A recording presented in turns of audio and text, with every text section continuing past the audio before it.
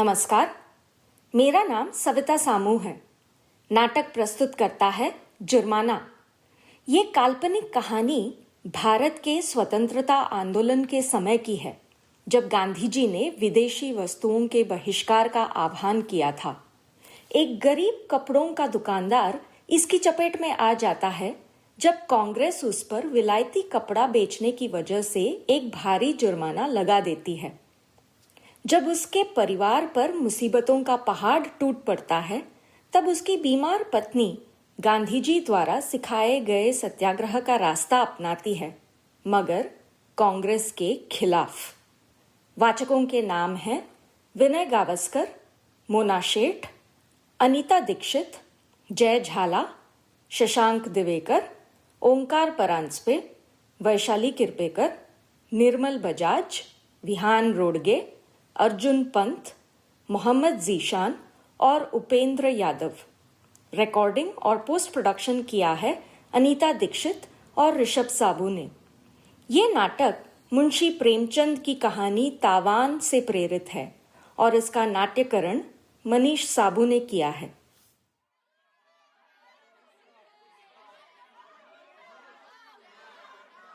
शहर का एक कोना जहां कुछ छोटे व्यापारियों की दुकानें हैं, कांग्रेस के कार्यकर्ता आते हैं। महात्मा गांधी की जय, महात्मा गांधी की जय, महात्मा गांधी की जय। स्वदेशी खरीदो देश बचाओ, स्वदेशी खरीदो देश बचाओ, विदेशी माल की होली जलाओ, विदेशी माल की होली जलाओ। मेरे प्यारे भाई बहनों, गांधी जी ने हमें स्वराज का नया मार्ग दिखाया है। हमें विदेशी वस्तुओं का बहिष्कार करके उनका कार्य पूर्ण करना है। भले ही बरतानवी साम्राज्य का सूर्य अस्त न होता हो, हम उन्हें दिखा देंगे कि उनकी सेना की ताकत हमारे दृढ़ निश्चय के आगे बेबस है। महात्मा गांधी की जय, भारत माता की जय। स्वदेशी खरीदो देश बचाओ, विदेशी माल की होली जलाओ। कांग्रेस कार्यकर्ता कपड़ों का ढेर लगाने लगते हैं। मदन लाल और एक दो व्यापारी शुरू में नारेबाजी में साथ देते हैं, लेकिन जैसे ही कांग्रेस के लोग उनकी दुकान से कपड़ा उठाने की कोशिश करते हैं, वो उनका विरोध करने लगते हैं और माहौल में तनाव आ जाता है। दो गुट बन जाते हैं। हटो मेरी दुकान से। तुम विदेशी कपड़ा जो बेच रहे हो, कैसे हटे? इनके पैसे भी दोगे? ये कपड़ा मैंने मुफ्त में नहीं खरीदा है। तो खरीदा ही क्यों? गांधी जी की बात नहीं सुनी? ये विदेशी कपड़ा हमारे गुलामी की निशानी है। सील लगा दो। अरे ऐसे कैसे सील लगा दोगे? अरे क्यों नहीं लगा देंगे? गद्दार हो, सील नहीं करेंगे। ये नहीं चलेगा। मुझे बड़े दुख के साथ कहना पड़ता है कि कुछ हमारे अपने ही देशवासी देश के दुश्मन बने हुए हैं, यह जानते हुए भी कि विदेशी कपड़ा हमारे कारीगरों को बेरोजगार बना रहा है, वो उसे बेचने के लिए दुकान खोले बैठे हैं। हमने उन्हें प्यार से समझाने की कोशिश की, लेकिन चंद पैसों के लिए उन्होंने देश को दांव पर लगा दिया है। अब समय आ गया है उनको बताने का कि इसका नतीजा क्या होता है। हमारे तो ग्रंथों में ही लिखा है, भय बिन होए न प्रीत। आज कांग्रेस उन व्यापारियों की दुकानें सील करेगी जहां से विदेशी कपड़ा बिकता है।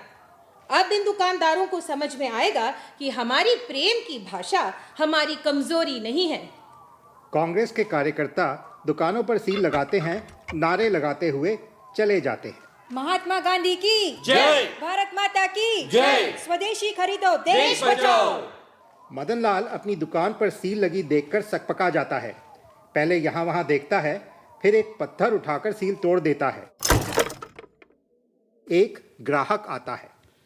यहाँ मदन लाल जी की दुकान कौन सी है? मैं ही हूँ मदन लाल, कहिए। मुझे पता चला है कि आपके पास विलायती कपड़ा है, मुझे थोड़ा चाहिए था। आजकल मिलना जरा मुश्किल हो गया है। आइए आइए साहब, आइए। मेरे पास ये आखिरी थान बचा है, सिर्फ 10 रुपए। माल तो अच्छा है, मुझे ऐसे 3 थान और चाहिए। उसका इंतजाम मैं कर सकता हूँ, करीब 1 हफ्ता लगेगा। यहाँ पर कांग्रेस वालों ने नाक में दम कर रखा है। ठीक है, देखिए देसी खरीदने को हम भी तैयार हैं, पर देसी कपड़े में मेल नहीं बैठता। एक थान के अंदर भी रंग एक जैसा नहीं मिलता। एक जैकेट बनाने में दुगुना कपड़ा लगता है और ग्राहक फिर भी शिकायत करता है। दुगना दाम देने की हैसियत है ही कितने लोगों में, और जिनमें है वो भला खुरदुरा देसी माल क्यों खरीदेंगे? पिछले 3 महीने से देसी कपड़ा बेचने की कोशिश कर रहा हूँ, मगर कोई खरीदार नहीं मिलता। जिसे देखो विलायती कपड़ा ही मांगता है। उसमें उनका भी क्या कसूर है? हर कोई अपने पैसे की पूरी कीमत चाहेगा ही। ग्राहक निकल जाता है। मदनलाल फिर ताला लगाकर निकल जाता है। मदनलाल एक किराने की दुकान पर आता है। आइए मदनलाल जी, बहुत दिनों बाद दर्शन दिए। नमस्कार गोपाल दास जी। इस महीने के राशन का पैसा मैं अगले महीने ही दे पाऊंगा। आपका पहले ही 2 महीने का पैसा बकाया है। जी मैं जानता हूँ, इस बार धंधे में कुछ ज़्यादा ही मंदी आ गई है। साहब, किस धंधे में मंदी नहीं चल रही। यहाँ उधार देते देते मेरी हालत खराब हो गई है। लगता है कि दुकान बंद करनी पड़ेगी। शुभ शुभ बोलिए गोपाल दास जी। आपके कारण ही तो हमारे घर में चूल्हा जलता है। अगर पत्नी की बीमारी नहीं होती तो कभी उधार नहीं लेता। अब एक नए डॉक्टर का इलाज चालू कर रहा हूँ, उससे कुछ फायदा हो गया तो ये रोज रोज का खर्चा बंद हो जाएगा। पुराना सही, क्या आप थोड़ा सा हिसाब चुका सकते हैं? कोशिश करता हूँ।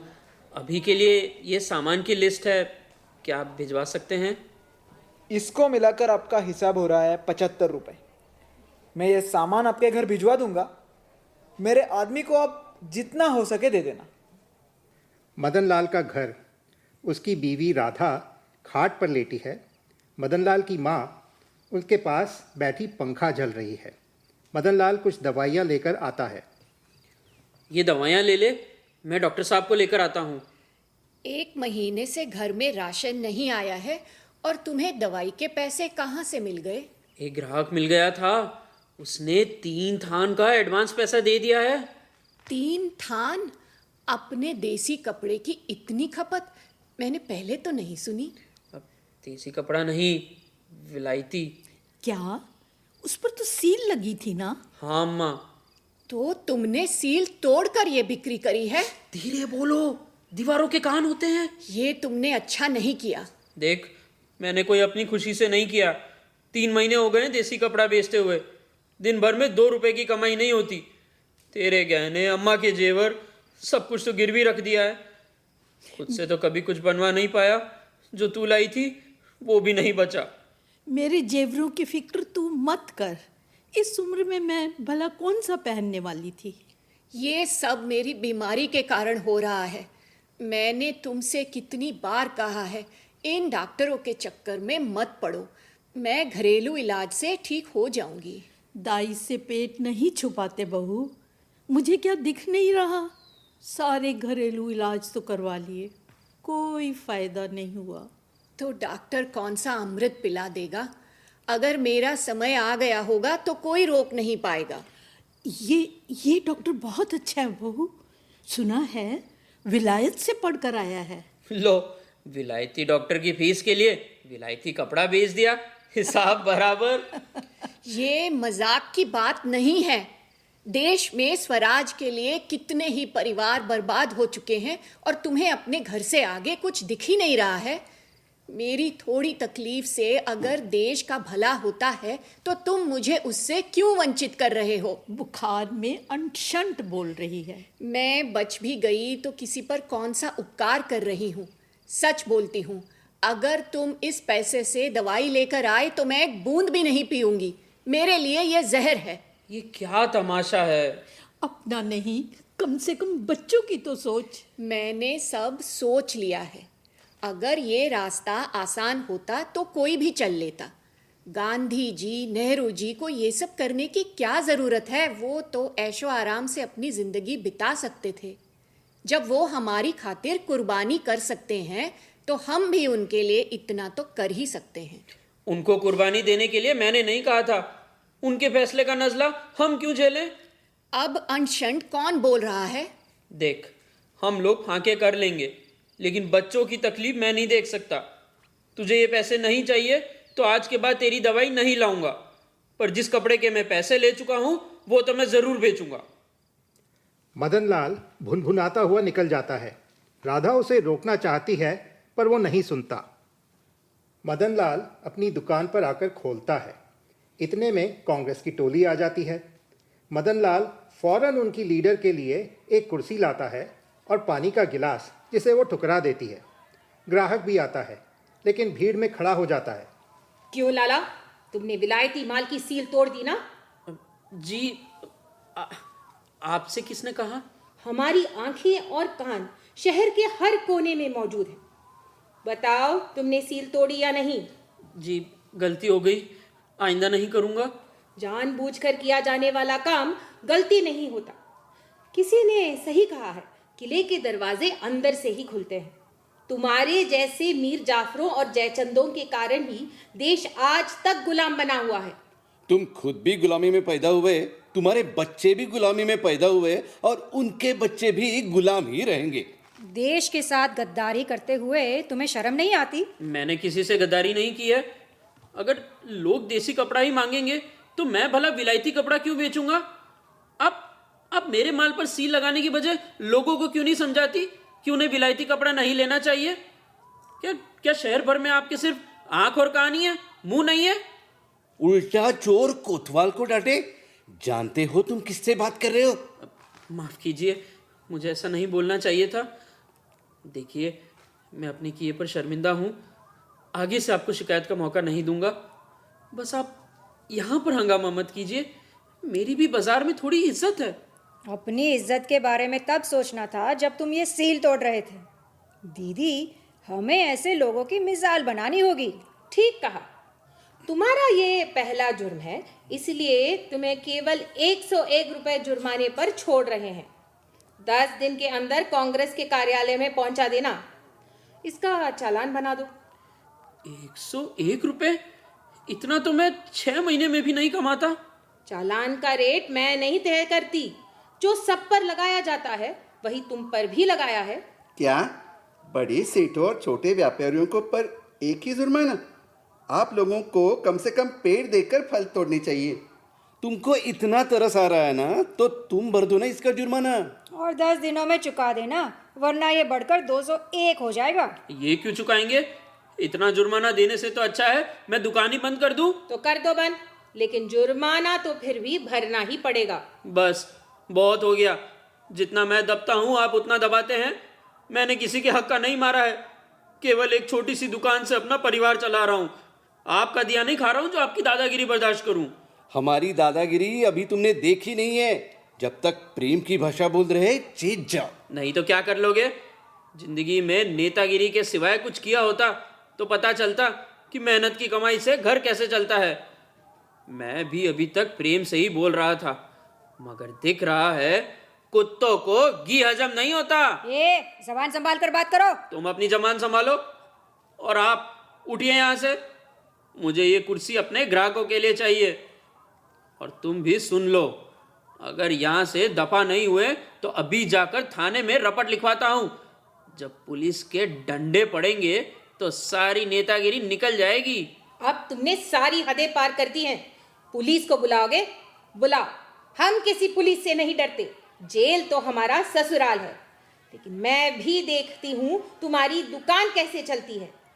देश के गद्दार, हाय हाय हाय हाय। अंग्रेजी कपड़े का दलाल, मदन लाल, मदन लाल। भारत देश का गद्दार, मदन लाल, मदन लाल। ग्राहक बिना कपड़े खरीदे लौट जाता है। एक दो और लोग भी नारेबाजी सुनकर लौट जाते हैं। मदन लाल कपड़ों के थान लेकर निकल जाता है। मदन लाल का घर। राधा लेटी है। अम्मा उसके पास बैठी पंखा झल रही है। 2 बच्चे खेल रहे हैं। मदन लाल कपड़ों के थान लेकर आता है। बाबा, आप दुकान के कपड़े यहाँ क्यों ले आए? वहाँ थोड़ी दिक्कत हो रही थी। अभी थोड़े दिन यहीं से काम चलेगा। दादी के कमरे में एक तरफ रख देंगे। बाबा, तो लोग आपके नाम पर बुरी बुरी नारे क्यों लगा रहे थे? उनकी मर्जी बेटा। मेरा मन तो कर रहा था कि एक ईंट उठाकर मार दूं उनके सर में। हाँ, मैं भी मारूंगा। नहीं, खबरदार जो किसी ने ऐसी हरकत की। देखो बच्चों, हम किसी का मुंह बंद नहीं कर सकते, पर तुम दोनों एक बात हमेशा याद रखना, तुम्हारे बाबा ने कभी किसी का बुरा नहीं किया। वो लोग चाहे कुछ भी बोले। जाओ, बाबा से सामान लेकर दादी के कमरे में रख दो। बच्चे कपड़ों के थान लेकर अंदर चले जाते हैं। कांग्रेसियों ने अभी तक वहाँ डेरा जमा रखा है। हाँ, उन्होंने सोच लिया है कि वो मुझे बर्बाद करके ही मानेंगे। तुम जब गुस्से में होते हो तो जो मुंह में आता है बोल देते हो। उन लोगों से उलझने की क्या जरूरत थी? अब यही बात बच्चे भी सीख रहे हैं। मैं पहले बहुत शराफत से पेश आया, लेकिन उनके दिमाग तो 7वें आसमान पर हैं। ठोस तो ऐसे दिखाते हैं जैसे यहाँ पर अंग्रेजों का नहीं, इनका राज है। अंग्रेज तो कभी ना कभी चले ही जाएंगे, उसके बाद इन्हीं का राज होगा। भगवान ही बचाए, फिर तो अंग्रेजों की गुलामी से छूटकर इनकी गुलामी में जाना पड़ेगा। मदनलाल जी, आइए साहब। आपकी दुकान के सामने धरना देख के मैंने वहाँ रुकना ठीक नहीं समझा। अगर आपके पास मेरा कपड़ा है तो मैं यहाँ से ले सकता हूँ। ठहरिए, मैं आपका कपड़ा ला कर देता हूँ। आइए, मैं आपके लिए पानी लेकर आती हूँ। उसकी ज़रूरत नहीं है माँ जी, मुझे थोड़ी जल्दी है। ये लीजिए साहब। उस दिन जो दुकान पर हुआ उसके लिए मैं आपसे माफ़ी ही मांग सकता हूँ। आपको माफ़ी मांगने की कोई ज़रूरत नहीं है। मैं कुछ दिनों से आपकी दुकान पर जा रहा था, लेकिन वो बंद थी। आपके पड़ोसी दुकानदार ने बताया कि आप सामान लेकर जा चुके हैं। मुझे लगा कि मेरा पैसा गया। फिर किसी ने आपके घर का पता बताया तो पूछता पूछता आ गया। क्या बताऊं साहब, उन कांग्रेसियों ने मेरे हर ग्राहक को परेशान करना शुरू कर दिया था, तो मैंने दुकान बंद कर दी और सोचा कि वो लोग चले जाएंगे। लेकिन जैसे ही मैं दुकान खोलता हूँ उन्हें खबर मिल जाती है और वो लोग फिर से आकर बैठ जाते हैं। अच्छा हुआ आप यहाँ आ गए, वरना मैं आपको ढूंढ नहीं पाता। शायद थोड़े दिन में मामला ठंडा हो जाए। मैं अपने दोस्तों को भी आपके घर के बारे में बता दूंगा। मैं आपका बहुत शुक्रगुजार हूँगा। आपका नाम लेकर कोई आएगा तो मैं उसे सस्ते में बेच दूंगा। ठीक है। ग्राहक थान लेकर चला जाता है। क्या सोचते हो, उन कांग्रेसियों को अपनी दुकान की खबर कौन देता है? मैं जानता हूँ, ये सामने की दुकान वाले गिरिजा प्रसाद की कारस्तानी है। जैसे ही मैं दुकान खोलता हूँ उसका नौकर साइकिल लेकर निकल जाता है और थोड़ी देर में कांग्रेसिया धमकते हैं। कीड़े पड़े उसको। उससे छोड़ो, इस जुर्माने का कुछ इंतजाम तो करना पड़ेगा। क्या इंतजाम कर सकते हैं? घर से कितनी बिक्री हो सकती है? पहले ही घर का राशन उधारी पर चल रहा है। देश के गद्दार, हाय हाय हाय हाय, अंग्रेजी कपड़े का दलाल, मदनलाल मदनलाल, भारत देश का गद्दार, मदनलाल मदनलाल, देश के गद्दार, हाय हाय हाय हाय, अंग्रेजी कपड़े का दलाल, मदनलाल मदनलाल, भारत देश का गद्दार, मदनलाल मदनलाल, देश के गद्दार, हाय हाय हाय हाय, अंग्रेजी कपड़े का दलाल, मदनलाल मदनलाल, भारत देश का गद्दार, मदनलाल मदनलाल। ये लोग तो घर तक आ गए। अब पानी सर के ऊपर से गुजर चुका है। मैं अभी जाकर थाने में रपट लिखवाता हूँ। रुको, इससे तो मामला और बिगड़ जाएगा। ये लोग तो जेल जाने को अपनी शान समझते हैं। इनको जेल में डाल भी दिया तो दूसरे आ जाएंगे। तो फिर क्या करें? हाथ पर हाथ रखकर बैठे रहें और मोहल्ले में अपनी इज्जत का जनाजा निकलता हुआ देखते रहें? क्यों ना कांग्रेस कार्यालय में जाकर उनके प्रधान जी से बात कर लो। उससे कुछ नहीं होगा, वो तो मुझे दफ्तर में घुसने भी नहीं देंगे। ये तुम्हें कैसे मालूम? इन स्यापा करने वालों से तो बात करना बेकार है। हो सकता है प्रधान जी समझदार इंसान हो और जुर्माना माफ कर दे। मैं कह रहा हूँ वहां जाने से कुछ नहीं होगा, मजाक बनेगा सो अलग। तुम जाओगे भी या यहीं खड़े खड़े उन लोगों के जवाब भी तय कर लोगे? अम्मा, अब आप ही इनको समझाओ। बहू ठीक ही कह रही है बेटा। कब तक यहाँ बैठकर इन लोगों की गालियाँ सुने? कुछ ना करने से तो ये करके भी देख लेते हैं। आप इन लोगों को नहीं जानती। इनके दिमाग में गांधी जी ने भर दिया है कि केवल ये सही है और इनके खिलाफ जाने वाला केवल गलत ही गलत। ये अपने आगे किसी की नहीं सुनते। ठीक है, तुम एक बार प्रधान जी से बात करके देख लो। अगर वो जुर्माना माफ नहीं करें तो उनसे कहना कि वो तुम्हें कांग्रेस कार्यालय में ही 25 रुपए की नौकरी दे दें और जुर्माने की रकम थोड़ी थोड़ी करके उसमें से काट लें। इधर मुझे लग रहा है कि वो मुझे धक्के देकर ना निकाल दे, और तू उन्हीं से नौकरी मांगने को कह रही है। मेरी ये आखिरी बात मान लो। अगर वो नहीं सुनते तो कुछ और सोचेंगे। मदनलाल अनमने भाव से निकल जाता है। कांग्रेस कार्यालय, अंदर प्रधान जी बैठे हैं। मदनलाल आता है। कहिए। जी नमस्ते, मेरा नाम मदनलाल है। मदनलाल? अच्छा, तो आप ही मदनलाल हैं जिन पे 101 रुपए का जुर्माना लगा है? जी, मैं इसीलिए आपसे मिलने आया हूँ। जुर्माना भरने? देखिए प्रधान जी, मैं एक बहुत ही छोटा दुकानदार हूँ। मेरी हैसियत इतना जुर्माना देने की नहीं है। लाला, मैंने ये बाल धूप में सफ़ेद नहीं किए हैं, दुनिया देखी है। मुझे खूब मालूम है कौन छोटा दुकानदार है और कौन बड़ा। मैं सच कह रहा हूँ, 2 दिन से मेरे घर में चूल्हा नहीं जला है, अनाज का एक दाना नहीं बचा। मेरी पत्नी 2 महीने से बिस्तर पर पड़ी है, घर की हर चीज़ गिरवी रखी है। मेरा बस चलता तो कभी विलायती कपड़ा नहीं बेचता, लेकिन जब दाने दाने को मोहताज हो गया तो मजबूरी में बेचना पड़ा। देखो लाला, हमें भी ये सील मजबूरी में लगानी पड़ी है। अगर आप लोग विलायती कपड़ा नहीं बेचते तो हमें कोई ज़रूरत नहीं थी आप पर जुर्माना लगाने की। आपके जुर्माने के कारण मुझे अपनी दुकान बंद करनी पड़ी। थोड़ा बहुत घर से बेचना चाहा तो वहां पर भी कांग्रेस का स्यापा बैठ गया। अगर आप चाहते हैं कि हम लोग भूखों मर जाएं तो मार डालिए, आप तो सर्वे सर्वा हैं। देखिए, जुर्माना तो आपको देना पड़ेगा। आपके लिए शायद ये पहली बार होगा, लेकिन आप जैसों की बहानेबाजी मैं रोज़ सुनता हूँ। ये बहाने नहीं है, मैं कसम खाकर कहता हूँ। आप चाहें तो मेरी दुकान की और मेरे घर की तलाशी ले सकते हैं। हाँ, मैं इन चकमों में नहीं आता। आप समझते हैं मुझे पता नहीं कि लोग किन किन तरीक़ों से अपनी दौलत छुपाते हैं। जानते हैं, जब भी हम चंदा मांगने लखपति सेठों के पास जाते हैं तो वो हमें इतनी दुख भरी कहानियाँ सुनाते हैं कि उल्टा हमें ही उन पे तरस आ जाता है। तो आप मुझे एक लखपति सेठ समझते हैं? बेशक। तो फिर आज तक आप मुझसे कभी चंदा मांगने क्यों नहीं आए? क्या? आज तक आप मुझसे चंदा मांगने क्यों नहीं आए? अभी जब मैं आपके दफ्तर में आया तो आपने मुझे पहचाना क्यों नहीं? ये कोई कोर्ट कचहरी नहीं है जो मुझे तुम्हारे सवालों का जवाब देना पड़े। तुम यहाँ जुर्माना भरने आए हो या जिरहा करने? मैं ना तो जुर्माना भरने आया हूँ और ना जिरहा करने। मैं सिर्फ इतना कह रहा हूँ कि अगर मैं एक मालदार सेठ होता तो कांग्रेस मुझे बड़ी अच्छी तरीके से पहचानती। आपके इस आंदोलन ने विलायती मिलों का नुकसान किया हो या नहीं, लेकिन सूद पर कर्ज देने वाले साहूकारों का तो धंधा चमका दिया है। तो अब तुम हम पर अमीरों की जेब में होने का आरोप लगा रहे हो। बहुत खूब। अगर तुम समझते हो कि हमारा अपमान करके तुम्हारा जुर्माना माफ हो जाएगा, ये तो तुम्हारी गलत फहमी है। मैं आपका अपमान नहीं करना चाहता, बल्कि मेरी तो आपसे विनती है कि अगर आप जुर्माना माफ नहीं कर सकते तो मुझे आपके यहाँ नौकर रख लें। मैं 25 रुपये मावर में काम करने को राजी हूँ। आप चाहें तो 1 महीना काम करवा के देख लीजिए। अगर अच्छा लगे तो आगे रखिएगा और जुर्माने की रकम मेरी तनख्वाह में से काट लीजिएगा। मैंने अपने जीवन में बहुत बहाने सुने हैं, लेकिन जुर्माने के बदले नौकरी मांगने वाले आप पहले व्यक्ति हैं। मेरे इस नए तजुर्बे के लिए बहुत धन्यवाद। आप इसे मजाक समझ रहे हैं, मगर मैं बिल्कुल संजीदा हूँ। कोई भी व्यापारी किसी की चाकरी नहीं करना चाहता। मेरा समय इतना खराब ना होता तो केवल 101 रुपए के लिए इतने हाथ पैर ना जोड़ रहा होता। आप संजीदा हैं तो मैं भी संजीदा हो जाता हूँ।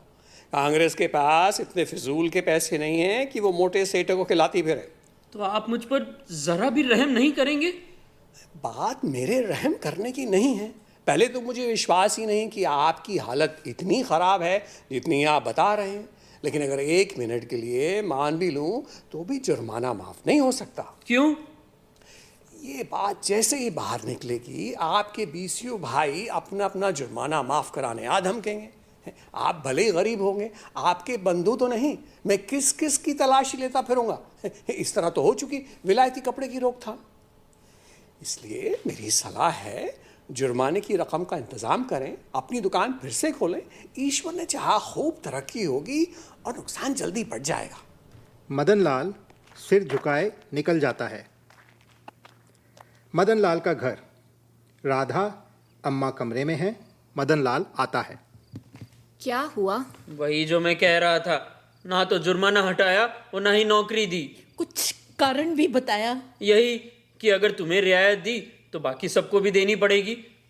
मुझे तो लगता है इस कांग्रेस ने इस जुर्माने को अपनी आमदनी का जरिया बना लिया है। कांग्रेस मजबूत है, हम कमजोर। करें तो क्या करें? ये लोग तो जेल जाने को तैयार हैं, भूखे मरने को तैयार हैं। हो सकता है हम भी तैयार हों। ध्यान से सुनो, कांग्रेस हमारे खिलाफ धरना दे रही है ना, अब हम कांग्रेस के खिलाफ धरना देंगे। मैं कांग्रेस कार्यालय के बाहर बैठकर सत्याग्रह करूंगी। ये क्या कह रही है? बल्कि मैं वहां भूख हड़ताल करूंगी। तेरा दिमाग तो सही है। बिल्कुल सही है। कम से कम उन लोगों को पता तो चले कि उनकी तानाशाही का गरीब लोगों पर क्या असर पड़ता है। समाज में कैसी कैसी बातें होंगी। इन कांग्रेसियों ने स्यापा डालकर समाज में यूं भी किसी लायक नहीं छोड़ा है। अम्मा, अब हमारे पास खोने के लिए कुछ नहीं बचा है। तू इस हालत में भूख हड़ताल कैसे करेगी? भूख से तो वैसे ही मर रहे हैं, यहाँ मरे चाहे वहां। देख, हम इस घर को गिरवी रखकर जुर्माना चुका सकते हैं। दुकान खुल गई तो वापस छुड़ा लेंगे।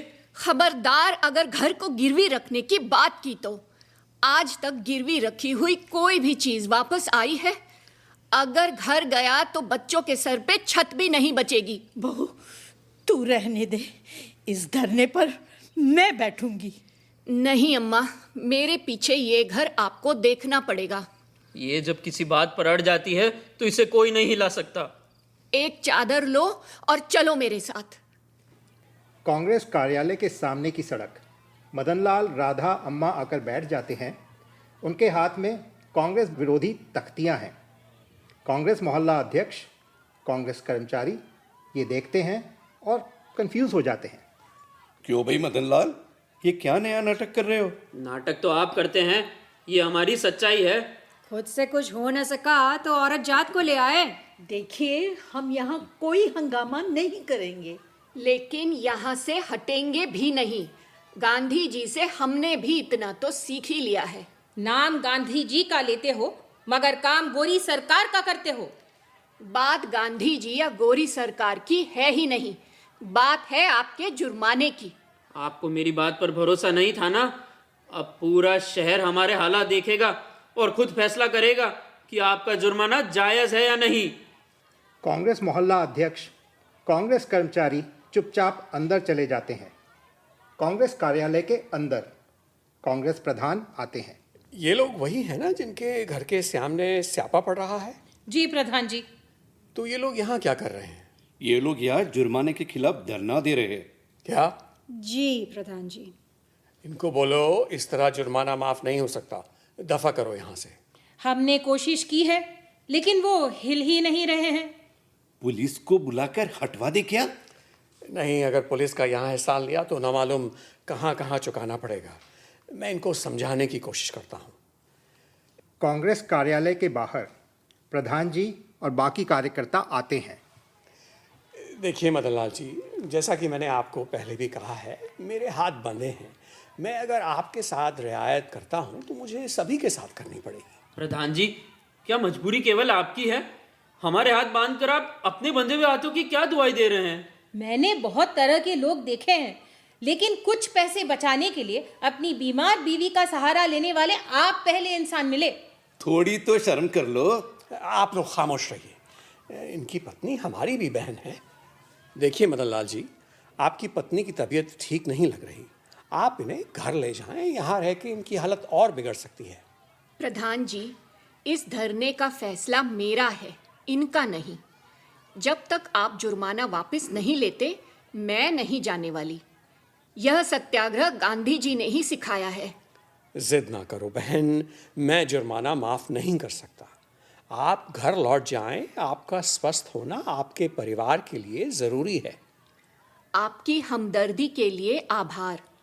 आप जुर्माना माफ कर दें तो मैं तुरंत ये धरना खत्म कर दूंगी, नहीं तो आप अपना समय बर्बाद कर रहे हैं।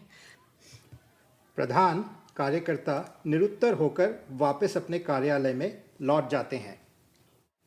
अब क्या करें? ये लोग तो यहाँ जम गए हैं। दूसरे लोग भी इनके आसपास जमा हो रहे हैं।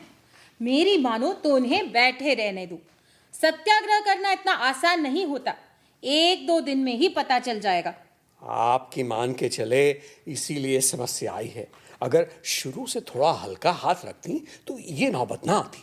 प्रधान जी, 1-2 दिन की ही बात है, सब ठीक हो जाएगा। कांग्रेसी तानाशाही नहीं चलेगी, नहीं चलेगी, कांग्रेसी तानाशाही नहीं चलेगी, नहीं चलेगी। गांधी लड़े अंग्रेजों से, कांग्रेस लड़े हम जैसों से, गांधी लड़े अंग्रेजों से, कांग्रेस लड़े हम जैसों से। शाह से ज्यादा शाह का वफादार, कांग्रेस दरबार, कांग्रेस दरबार, शाह से ज्यादा शाह का वफादार, कांग्रेस दरबार, कांग्रेस दरबार। 100 बातों की एक बात, कांग्रेस मारे पेट पे लात, 100 बातों की एक बात, कांग्रेस मारे पेट पे लात।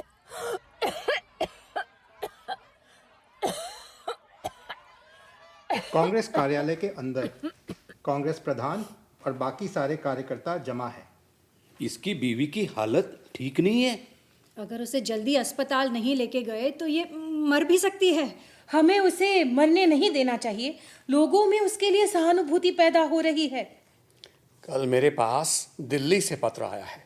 इस मामले की खबर वहां तक पहुंच गई है। उनके निर्देश हैं कि इसका जितनी जल्दी निपटारा हो सके करें। अगर विदेशी प्रेस को इसकी भनक लग गई तो खूब मिर्च मसाला लगाकर छापेंगे। क्यों ना हम लोग आपस में चंदा करके उसका जुर्माना भर दें। और ये बात जैसे ही बाहर निकलेगी सब लोग यही बोलेंगे कि उसने हमें झुका दिया। फिर तो हर रोज यहाँ कोई ना कोई धरने पे बैठा मिलेगा। ये बात बाहर निकलेगी कैसे? यहाँ तो सिर्फ हम 4 हैं। ऐसी बातें छुपती नहीं है। हम भले ही दबा दे, लेकिन मदन लाल की जुबान पर ताला नहीं लगा सकते। और अगर उसने दोबारा अपनी दुकान खोलकर विलायती कपड़ा बेचना शुरू कर दिया तो? ये लोग ठीक कहते हैं। हमें ऐसा कोई संकेत नहीं देना चाहिए जिससे लगे कि हम हार गए हैं। मैं मदन लाल से मिलकर कोशिश करता हूँ कि उसकी बीवी कम से कम दवाई तो ले ले।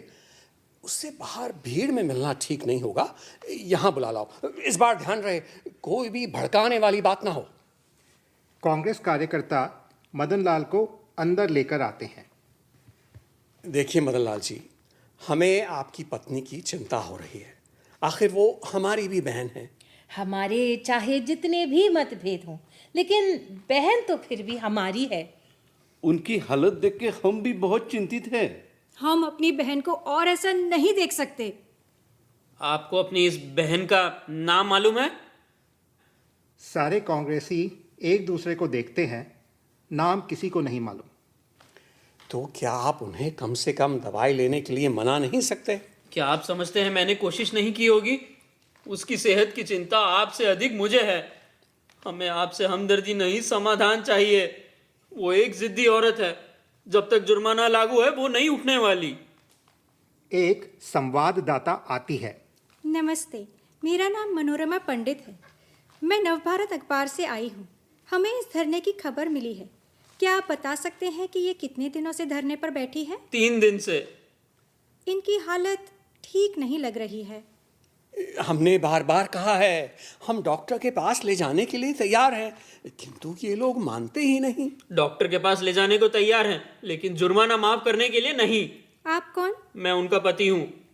आपकी पत्नी का नाम क्या है और क्या वो मुझसे बात कर सकती है? उसका नाम राधा है और उसे जो कहना था वो कह चुकी।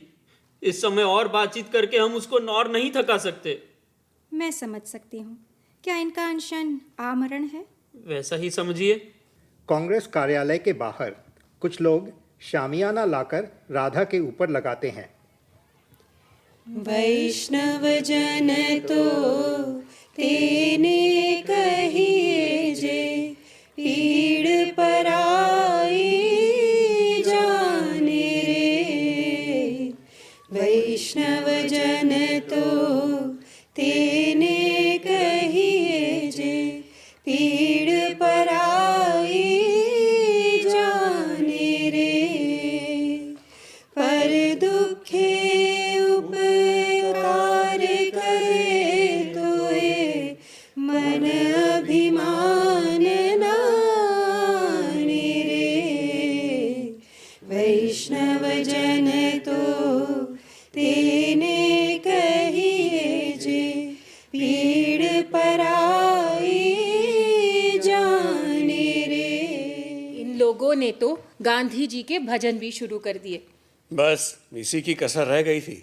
ठंडे दिमाग से सोचते हैं, अगर इनकी जगह गांधी जी होते तो क्या करते? वही जो इनकी पत्नी कर रही हैं। महात्मा गांधी की जय। महात्मा गांधी की जय। महात्मा गांधी की जय। गांधी जी आते हैं, साथ में उनके पीए और डॉक्टर हैं। कांग्रेस के सभी लोग हरकत में आ जाते हैं। आज सोमवार है, गांधी जी के मौन का दिन। आज के दिन गांधी जी किसी से नहीं मिलते, लेकिन फिर भी उन्होंने आज आने का निर्णय किया है, केवल अपनी बहन से मिलने के लिए। सुना आपने, केवल आपके लिए गांधी जी ने अपना नियम तोड़ा है। राधा इशारे से बताती है कि वो भी मौन रख रही है। एक बच्चा उसके पास कॉपी पेंसिल लेकर आ जाता है। गांधी जी राधा के पास आते हैं और लिखकर अपने पीए को देते हैं। गांधी जी आपको अपनी बहन मानते हैं और वे चाहते हैं आपकी डॉक्टरी जांच हो। क्या आपको मंजूर है? जी। डॉक्टर चेकअप करता है। इन्हें तेज बुखार है, इनकी धड़कन बहुत तेज चल रही है और नब्ज धीमी पड़ चुकी है। इन्हें जल्द ही कुछ खाने को देना चाहिए और अस्पताल ले जाना चाहिए, वरना ये सेप्टिक शॉक में जा सकती हैं। गांधी जी पूछ रहे हैं कि क्या आप संतरे का रस ले सकती है? राधा मना कर देती है। गांधी जी आपके अनुशासन की सराहना करते हैं, लेकिन वे चाहते हैं आप अपना हट छोड़ दें। आप इस देश की बेटी हैं, आप अंग्रेज़ों को उसे बांटने देना चाहती हैं। राधा लिखती है, बच्चा पढ़ता है। क्या इस देश को अपनी बेटी के प्रति कोई जिम्मेदारी नहीं है? गांधी जी नहीं चाहते अंग्रेज हमारे बीच और दरारें डाल सकें। क्या हमारे भूखों मरने से दरारें पच जाएंगी? गांधी जी आपसे विनती करते हैं, आप अपना अनशन समाप्त कर दें। हमारा आंदोलन बहुत आगे बढ़ चुका है, भारत जल्द ही स्वतंत्र हो जाएगा। बहुत भाषण हुआ, साफ साफ बोलिए, आप ये जुर्माना माफ करते हैं या नहीं? इसके पहले गांधी जी कुछ कह सके, उनका पीए, डॉक्टर, कांग्रेस कार्यकर्ता बीच में आ जाते हैं और गांधी जी को वहां से जल्दी से लेकर निकल जाते हैं। मदन लाल उनके पीछे पीछे चिल्लाता हुआ जाता है, जुर्माना माफ कीजिए गांधी जी, मैं उसके बिना आपको जाने नहीं दूंगा। राधा उसे रोकने के लिए उठने की कोशिश करती है, लेकिन उठ नहीं पाती। इसी बीच राधा को जोर से हिचकी आती है और वह दम तोड़ देती है। मदन लाल और बच्चा वापस आ जाते हैं। अम्मा और बच्चे रोते हुए उससे लिपट जाती है और लोग भी रोने लगते हैं, लेकिन मदन लाल जड़वत हो जाता है। उसके चेहरे पर कोई भाव नहीं आता, ना क्रोध ना आक्रोश। कांग्रेस के कार्यकर्ता हरकत में आ जाते हैं। सब मिलकर राधा को नीचे लिटाते हैं। कोई सफ़ेद चादर लाकर उड़ा देता है। मदन लाल एक तरफ केवल ज़मीन को घूरता हुआ खड़ा रहता है। प्रधान, कांग्रेस मोहल्ला अध्यक्ष, कांग्रेस कार्यकर्ता वापस आ जाते हैं। हमें बड़े दुख के साथ कहना पड़ता है कि हमारी बहन राधा देवी का स्वर्गवास हो गया है। कांग्रेस एक परिवार ही है और इस दुख की घड़ी में हम आपके साथ खड़े हैं। मदन लाल जी, आप अपनी दुकान खोलने के लिए स्वतंत्र हैं। गांधी जी के निर्देश पर हमने ये निर्णय लिया है कि आपका जुर्माना खारिज किया जाता है। मदन लाल अपना नाम सुनते ही तंद्रा से बाहर आ जाता है और प्रधान जी की तरफ देखता है, लेकिन कोई प्रतिक्रिया नहीं देता। उसका चेहरा अभी भी पत्थर समान है। बाबा, ये सब क्या हो गया? तेरी माँ ने जुर्माना चुका दिया।